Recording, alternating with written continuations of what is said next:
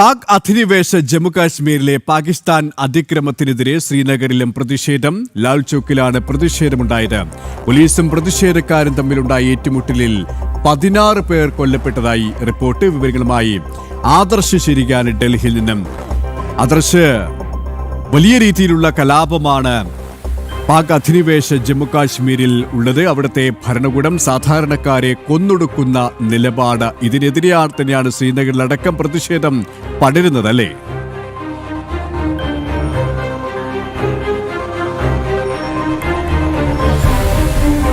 KP, Pak അധിനിവേശ ജമ്മു കാശ്മീരിൽ വലിയ പ്രതിഷേധമാണ് പാക് ഭരണകൂടത്തിനെതിരെ നടക്കുന്നത്. പാക് ഭരണകൂടം നടത്തിയ അതിക്രമത്തിൽ നേരത്തെ 100ഓളം പേർ കൊല്ലപ്പെട്ടിരുന്നു. ഇതിന് പിന്നാലെയാണ് ആയിരങ്ങൾ വീണ്ടും തെരുവിലിറങ്ങി പ്രതിഷേധിച്ചത്. റാവൽകോട്ട് നടന്ന ഈ പ്രതിഷേധത്തിന് നേർക്കം പോലീസിന്റെയും സേനാ വിഭാഗങ്ങളുടെയും ഭാഗത്ത് നിന്ന് അതിക്രമമുണ്ടായി. അവിടെ 17 പേർ കൊല്ലപ്പെട്ടു എന്നുള്ള റിപ്പോർട്ട് പുറത്തു വരികയും ചെയ്തു. പിന്നാലെയാണ് ഈ പാക് അധിനിവേശ കാശ്മീരിലാകെ ജനങ്ങൾ പ്രതിഷേധവുമായി തെരുവിലേക്ക് ഇറങ്ങുന്ന ഒരു സാഹചര്യമുണ്ടായത്. ഇപ്പോഴും പാക് ഭരണകൂടത്തിന്റെ അടിച്ചമർത്തൽ തങ്ങൾ അനുഭവിക്കുകയാണ്. ഇതിന് ഒരു അവസാനമാകണമെന്ന് പറഞ്ഞുകൊണ്ടാണ് ജനങ്ങൾ തെരുവിലേക്ക് ഇറങ്ങുന്നത്.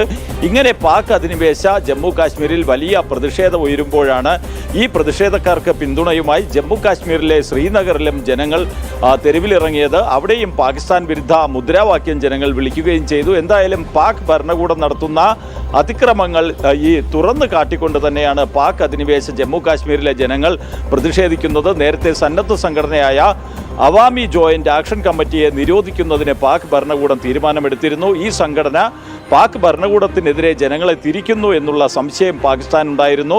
ഈ സംശയത്തിൻ്റെ അടിസ്ഥാനത്തിലാണ് ഇത്തരമൊരു നിരോധനമുണ്ടായത്. അതുകൊണ്ട് തന്നെയാണ് ജനങ്ങളുടെ ഭാഗത്തു നിന്ന് വലിയ ഒരു പ്രതിഷേധം ഉയർന്നത്. കാരണം ജനങ്ങളുടെ ആവശ്യങ്ങൾക്കും ജനങ്ങൾക്കൊപ്പവും നിൽക്കുന്ന ഒരു സന്നദ്ധ സംഘടനയായിരുന്നു ഇത്.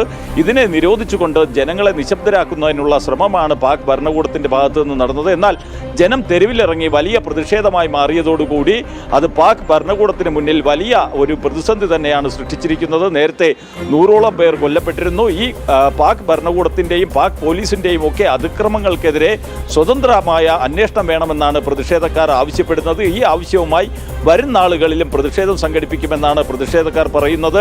പാക് അധിനിവേശ ജമ്മു കാശ്മീരിൽ നടക്കുന്ന പ്രതിഷേധത്തിന് വലിയ തോതിൽ പിന്തുണ ലഭിക്കുന്നതായാണ് മനസ്സിലാക്കാൻ കഴിയുന്നത്. അവിടുത്തെ സന്നദ്ധ സംഘടനകൾ, രാഷ്ട്രീയ പ്രസ്ഥാനങ്ങളൊക്കെ ജനങ്ങൾക്കൊപ്പം അണിചേരുന്ന കാഴ്ചയും കാണാൻ കഴിയുന്നുണ്ട്.